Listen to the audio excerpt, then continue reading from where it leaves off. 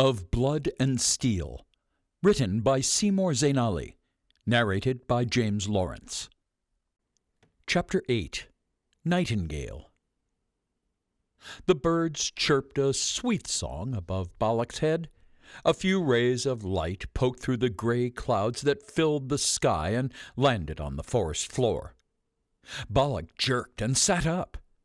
He looked around, but he was alone. Perplexed, he lunged to his feet. Arda's possessions were there, but there was no Arda. There was no child, camel, or Ziyah either. "Arda!" Balak shouted, but she didn't reply. He grabbed his double-headed axe and crouched, touching tracks in the dirt. He followed the fresh, gentle footprints into the forest and down a muddy bank.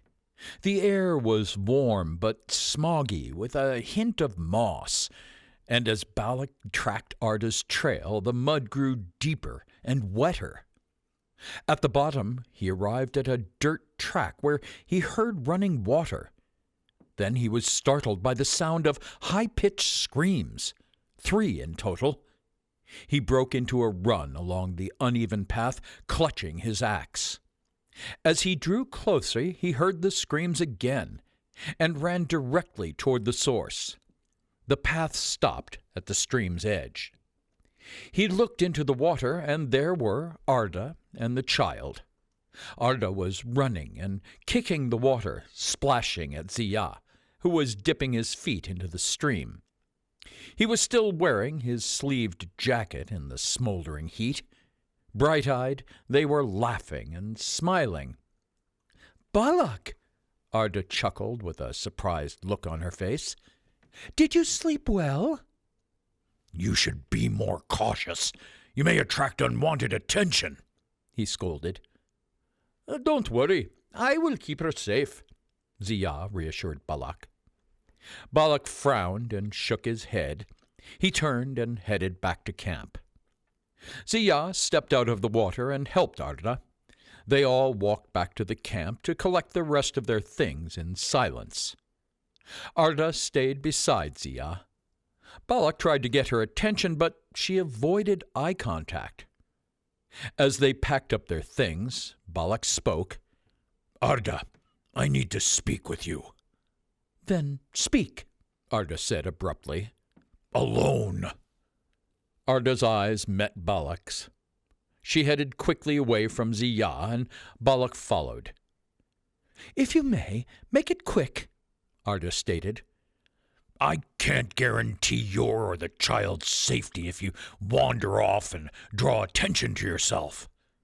Balak started before noticing that Arda was laughing and watching Ziyah, distracting her behind his back. "Would you stop acting like a fucking child and listen?" Balak shouted in anger. He took a few deep breaths before continuing. "I don't like to repeat myself."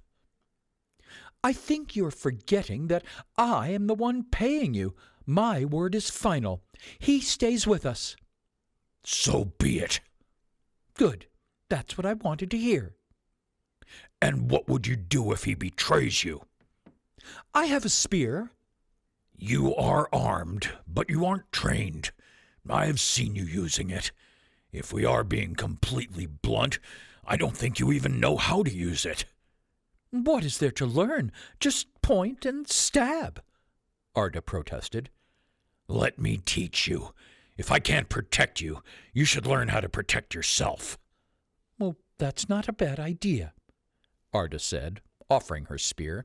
"Go ahead." Balak took it. "A spear is a good weapon to keep your enemies at bay. You should always aim for the neck."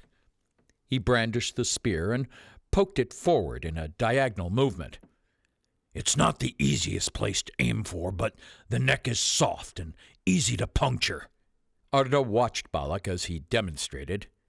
"You need to bend your knees and joust forward," he told her. "Your turn."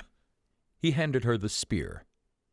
Arda crouched slightly and sprung up, pushing the spear forward in an upward movement. "Not bad, but go for me. Take it slow to learn the technique. Go for the neck." This time, Balak stood in front of her. She crouched again and slowly poked the spear toward his neck. Good, good. Now, keep practicing. This time, with force. Once you've got the force, you can work on speed. Arda practiced a few more times. That's all for now. We'll keep working on it, Balak told her. What about the other end? What? A spear has two ends, Balak, and you haven't shown me what to do with the other. That side is for hitting stuff. You can manage that one all on your own. Arda walked back over to the camp and scooped up her satchel. This way, Balak told her. He marched in front. Arda came next with the child, followed by Ziyah and his camel. Balak walked cautiously as they passed through the mountains. There were very few trees, even fewer than yesterday, but the bumpy lands meant that their view of the side and in front was limited. The grass started to turn yellow and brown. Balak began crouching and checking tracks and listening. They walked along a passage between two small hills. Other than the twittering and whistling of birds, there was a strange silence that didn't feel quite natural. "Stay close," Balak whispered to Arda and Ziyah. He kept one hand on his axe. It was too late to turn back now. Suddenly they heard the roars of men. They were surrounded. "Bandits! It's an ambush!" Balak yelled. The men came running toward them from all sides. Balak pushed Arda back toward Ziyah and readied himself with his axe. His knees were bent as the men charged at him, wielding swords. "Hold this!" Ziyah handed her the camel's reins. "And stay behind me!" Balak and Ziyah began fighting with the bandits. Balak took the men attacking from behind, while Ziyah took those in front. Arda stood still. She was out of the way, but between her companions. "Retreat!" Balak yelled.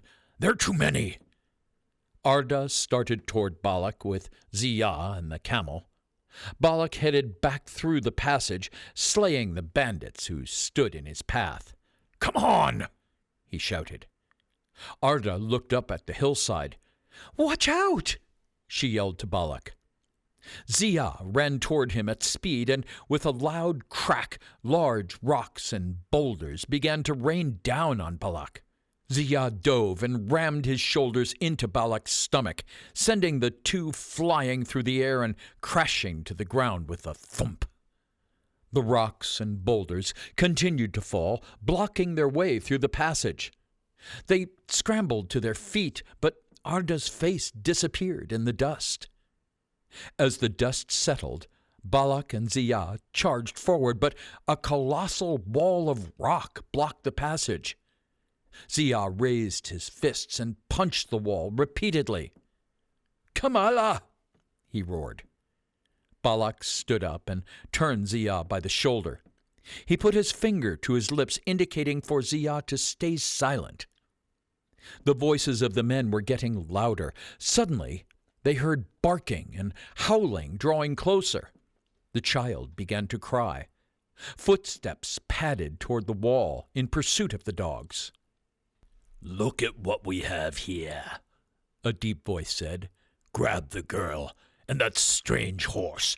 Take them to the camp." Ziyah slid down the wall of rock and buried his head in his hands. As the footsteps padded away, everything was silent. "It is all my fault," Ziyah said. "You can say that again. How could you be so fucking stupid to walk into a trap?" "Me? If I recall correctly, you were the one that led us through that passage."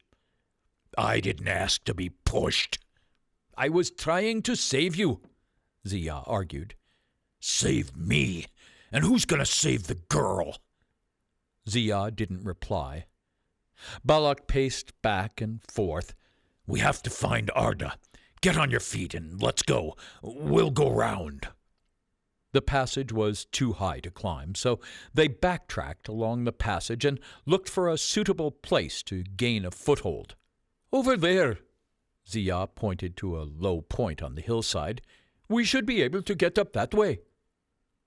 They climbed up the hillside, and Balak headed to where the bandits had attacked from. They followed the passage along from the top of the hillside and to the end of the pass. Balak crouched down and examined the ground. "Fuck!" he exclaimed. "They cleared their tracks." "What does that mean?" "Means what I said it means. They cleared their tracks." "So how do we find them now?" "We'll have to scout the whole area in hopes of finding a trail.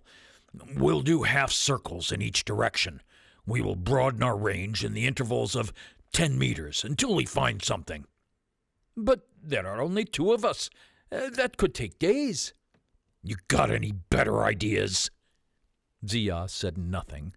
"That's what I thought," Balak growled. The 2 stood quietly with only the whistles of birds breaking the silence. Zia slowly turned to Balak and gave him the largest grin Balak had ever seen. "This way," Zia called as he rushed past Balak. "Hold on," Balak said as he grabbed Zia, stopping him in his tracks. "I don't have time for your antics. Stay here and be quiet if you wish to help." "You want my help?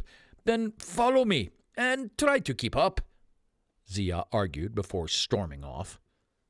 Balak begrudgingly followed as they headed through the mountain path. They crept through a wooden area. Staying low to the ground, it dipped into a valley, and they entered a grassy area. Balak looked around, stroked his beard, and examined the ground. "Where are you taking us?" "Shh," Zia said, raising his finger to his lips. "Just listen." Balak quieted, but could only hear the birds flying above and twittering.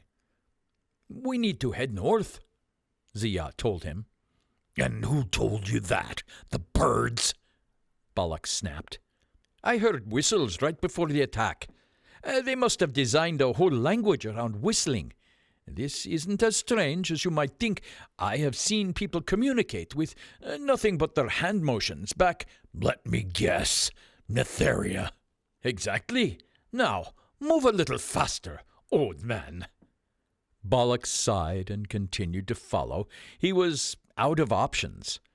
Suddenly, Zia stopped. "Take a look at this." He pointed down at some fresh camel tracks.